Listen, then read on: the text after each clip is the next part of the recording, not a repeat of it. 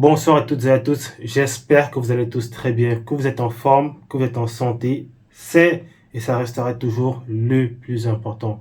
Franchement, j'espère que vous allez tous très bien, que vous êtes tous réveillés en fait ce matin en étant forts, en étant vraiment en santé et en forme. Déjà, quand on parle du foot, on a tendance à toujours parler des acteurs majeurs qui sont sur le terrain. Quand on parle à quelqu'un et qu'on lui dit le football, la première chose qui lui vient en tête, c'est une équipe, 11 joueurs qui courent derrière un ballon contre une autre équipe de 11 joueurs, qui font leur maximum, qui se battent, qui font tout ce qu'il faut pour essayer de faire en sorte que ce ballon-là aille dans les filets du camp adverse et que ce ballon-là ne rentre pas dans leur filet à eux. On voit les coachs au bord du terrain qui sont là en train de décider la tactique, qui crient sur les joueurs. On voit les présidents qui se battent. On voit même les gens, en fait, les membres du staff technique, du staff, on va dire, administratif, qui essaient de recruter les joueurs, qui vont par-ci, par-là, pour essayer de convaincre des joueurs pour venir se battre contre des cuissons.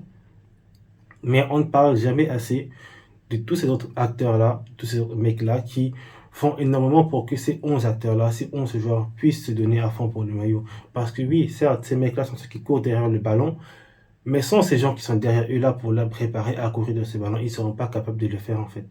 Ils ne seraient pas capables de le faire, que ce soit même le jardinier qui tourne la pelouse du stade, que ce soit même les nutritionnistes qui prennent soin de la nutrition des joueurs, en allant jusqu'au docteur, jusqu'au médecin qui prend soin de ces joueurs-là, à chaque fois qu'ils ont des blessures, qu'ils ont vraiment du sang qui coule, qu'ils sont dans des positions assez compliquées. Ces mecs-là sont là pour les rabiboucher, pour les soigner, pour vraiment les remettre en forme en fait, les remettre, je sais pas comment le dire, mais vous comprenez en fait. Ce sont ces docteurs-là, ce sont ces médecins-là qui sont là pour permettre à ces joueurs-là d'être en forme, d'être en santé, d'être vraiment en état de se battre pour cette équipe-là. Ils ne seront jamais là pour nous faire vibrer, ils ne seront jamais là pour vraiment nous rendre en fait. Parce que si on a des joueurs qui parfois reviennent de longues blessures, qui parfois ont eu des fractures, qui ont eu des déchirures, qui ont eu, on connaît les blessures comme les croisés, qui font franchement des blessures qui écartent les joueurs pendant des longues périodes en haut du terrain, ce sont ces médecins-là qui sont là pour soigner ces joueurs-là, pour leur permettre de revenir. Ils ne pourront pas continuer à vivre leur passion. Et hier soir, on a appris le décès d'un de ces mecs-là, d'un de ces hommes forts-là, d'un de ces amoureux, de ces passionnés du sport comme nous, et qui a décidé de faire de cette passion-là son métier, qui a décidé de prendre soin de ces joueurs-là, de ces mecs-là qui passent le temps à nous donner, à nous procurer énormément d'émotions. 20 minutes avant le match qui devait opposer le Barça à Osasuna ce samedi dernier, hier soir en Liga, nous avons appris le décès de M. Garcia Mignaro, qui était médecin de l'équipe première du Barça masculin.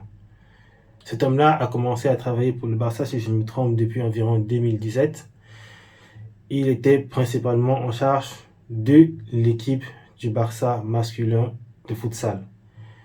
Il a travaillé avec eux et ce n'est que durant cette saison-ci, ce n'est qu'à partir de cette saison-ci qu'il a commencé à être le médecin de l'équipe première du Barça masculin.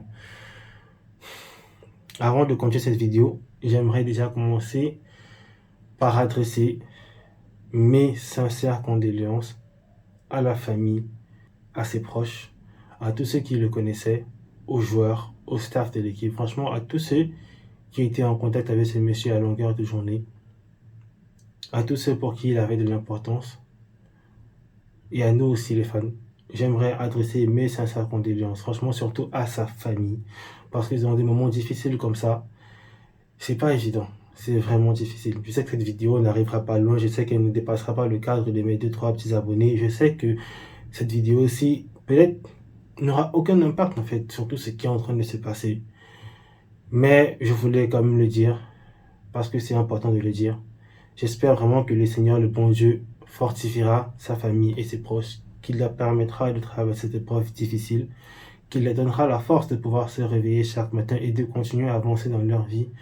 Parce que malheureusement, c'est une étape de la vie. Et peu importe ce que nous voulons, peu importe ce que nous espérons, peu importe ce que nous pouvons faire, nous n'arriverons jamais à empêcher cela. Tout le monde ici-bas devra traverser par cette étape-là. Et ceux qui resteront, nos familles, nos proches, nos amis, devront continuer à vivre et à avancer malgré ce qui s'est passé.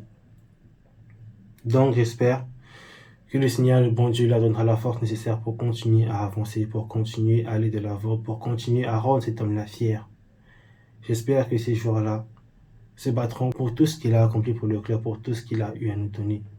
Parce que grâce à lui, ces gens-là aujourd'hui sont en forme, sont en meilleure forme physique, se battent pour nous donner des émotions, pour nous procurer des émotions chaque week-end, chaque mardi et mercredi soir. Merci, messieurs, pour tout ce que vous avez fait pour le club, pour tout ce que vous avez apporté à votre famille, à vos amis et à vos proches. Maintenant que tout ça a été dit, j'imagine que la plupart d'entre vous savez déjà ce qui s'est passé. Vous êtes déjà au courant que M. Garcia a perdu la vie hier après-midi dans un hôtel, quelques heures avant le match. Les joueurs n'étant pas en état mental pour jouer ce match-là, l'ont fait savoir à l'administration qui a fait parvenir l'information à Osasuna et à la direction de la Liga. J'aimerais aussi vraiment maintenant exprimer ma plus sincère gratitude à l'équipe de Sasuna et à la direction de la Liga. Franchement, merci au club de Sasuna d'avoir accepté de faire reporter ce match-là. D'autres équipes ne l'auront peut-être pas fait. Il y a des gens qui sont contre ça. J'ai vu tout sur les réseaux sociaux. Je vais vraiment y revenir un peu plus tard. Mais déjà, merci au club de Sasuna pour avoir permis, pour avoir accepté que ce match-là soit reporté. Merci à vous d'avoir adressé des mots vraiment de force, des mots vraiment de condoléances à la famille de ce mec-là et au club, à l'association du Barça. Merci à la direction de la Liga d'avoir permis que ce match soit reporté. Merci à monsieur Tebas. Je sais que je le mitraille souvent, je sais que je tire beaucoup sur lui, mais quand il fait des choses comme ça, quand il fait preuve de beaucoup d'humanité comme ceci, franchement, il faut le remercier. Il faut lui dire merci parce que d'autres gens n'auraient peut-être pas accepté. Il y en aura forcément qui auraient dit non, ça c'est de la triche et tout et tout. Surtout qu'on voit le contexte en fait dans lequel le Barça s'apprêtait à aborder ce match-ci. Franchement, merci à monsieur Tebas. Maintenant, j'aimerais revenir un peu sur deux, trois petits trucs qui ont été dits par rapport à tout ceci. D'après certaines personnes sur les réseaux sociaux, tout ceci serait une sorte de complot. Tout ceci serait une sorte de façon de permettre au Barça pour se reposer en vue du match contre Benfica. Les gars, moi je sais pas quoi vous dire en fait. À tous ceux qui pensent comme ça, j'ai pas envie d'adresser des gros mots aujourd'hui parce que franchement c'est un sujet assez délicat. J'ai pas envie de dire n'importe quoi. Mais sachez que vous êtes tous des... On va pas dire le terme. En tout cas, il faut savoir ici qu'on parle de quelque chose qui dépasse largement le football. On parle de la vie d'un être humain. On parle de la vie de quelqu'un. Et j'aimerais dire que même si ce n'était pas la vie d'un membre du staff ou un membre de l'équipe du Barça, même si c'était de la vie d'un membre du staff de l'équipe de Sasuna, même si c'était la vie d'un supporter qui était venu au stade pour voir ce match-là, je pense sincèrement que le match devrait être soit suspendu s'il était en train de se jouer, soit complètement arrêté. Certes, franchement, si le 17 se passe pendant que le match est en train de se jouer et que c'est quelque chose qui ne se passe pas, franchement, dans l'enceinte du stade, c'est vrai, les gens vont dire, ok, il ne faut pas arrêter, il faut continuer, surtout si les gens dans le terrain ne sont pas au courant de tout cela. Mais dès lors que ces mecs-là sont au courant, dès lors qu'ils sont affectés par ces événements-là, il faudrait laisser le temps à ces mecs-là de pouvoir faire leur deuil. On parle aujourd'hui de quelque chose qui dépasse largement le cadre du foot. On ne parle plus d'une affaire peut-être de quelqu'un qui s'est blessé ou bien d'un joueur qui aurait fait un tacle et tout. Les gars, moi je suis en train de vous dire ici que même si il arrivait un jour d'un supporter, qu'un fan d'un club ou bien que quelqu'un qui venait assister à un match de football, on ne le souhaite pas, mais il arrive que ce mec-là ou bien quelqu'un décède durant cette partie-là, je pense que le foot devrait s'arrêter. Parce que moi j'aimerais vous dire, le football certes c'est important, mais c'est la chose la plus importante des choses les moins importantes de ce monde. Il y a des choses franchement qui dépassent largement cela. Et quand on parle de la vie de quelqu'un, franchement c'est des sujets assez délicats sur lesquels les gens ne devraient pas finir blaguer. Donc venir aujourd'hui ici et dire, j'ai vu des phrases comme par hasard, quel timing, pourquoi ce n'est que maintenant. Franchement, j'ai même pas essayé de prêter attention pour savoir qui disait des trucs pareils parce que vous méritez pas qu'on s'attarde même sur vous. On parle de la vie de quelqu'un qui a accompagné ces mecs-là, on parle de la vie de quelqu'un qui a soutenu ces joueurs-là, quelqu'un qui était en contact avec eux en permanence. Ce n'est que normal que si ces mecs-là venaient à partir, à les laisser, qu'ils se sentent affectés. Ce n'est que normal que mentalement, vous n'êtes plus capable forcément de faire votre job, de faire ce que vous devez faire. Franchement, on parle parfois de ces mecs-là comme si ce ne sont pas des êtres humains. Les gars, même vous, dans votre vie au quotidien, quand vous allez au travail, si un membre de votre famille ou bien si un ami proche à vous décède, je pense que votre patron, si c'est quelqu'un d'humain, vous dira rentrez chez vous, prenez du temps pour vous, faites votre deuil. Essayez de vous recueillir, essayez vraiment de... Je sais pas comment dire en fait, mais il vous laissera le temps nécessaire pour mettre de l'idée, mettre de l'ordre dans vos idées, pour essayer de faire votre deuil, pour essayer de rendre hommage à cet ami-là. Mais aujourd'hui, on parle du décès de quelqu'un, d'un homme qui avait une famille. Et vous voudriez que le football continue comme si rien ne s'était passé. Même dans le foot, quand des matchs se jouent, on parle de sujets politiques, on parle de choses vraiment des choses qui touchent en fait la communauté et le monde du foot. Et aujourd'hui, quand quelque chose de similaire arrive, les gens vont venir dire c'est parce que il y a. On va pas dire ici que oui, ces joueurs-là qui vont pas jouer vont forcément se reposer, ils seront, on va dire, en meilleure forme physique pour affronter les Benfica mardi. Mais je pose la question, est-ce que vous pouvez imaginer une seule seconde dans quel état mental ces joueurs-là iront pas aborder ces matchs-là? Moi, j'espère que ces joueurs-là pourront utiliser ce qui s'est passé. Certes, c'est quelque chose qu'on ne souhaite pas.